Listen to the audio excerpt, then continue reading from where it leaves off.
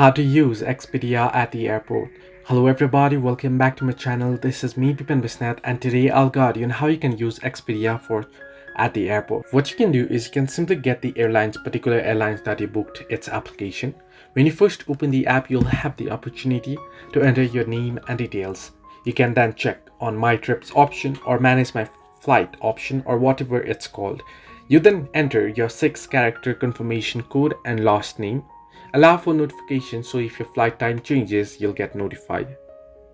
24 hours before your flight, open the app and check-in options should be available. So go through the process and the app should generate a boarding pass. You can use the mobile boarding pass or print it out as well. The other way is to get your boarding pass for online checking. You can simply visit the Expedia website, go to the support option, click on check-in online. Then you want to select your airline and click on start check-in. Log into your account and locate your ticket. Look for the option to check in and click on it. Choose your seat if desired or skip this step. After a successful check-in, your boarding pass will appear on your screen. You can save it online or print a copy for later use.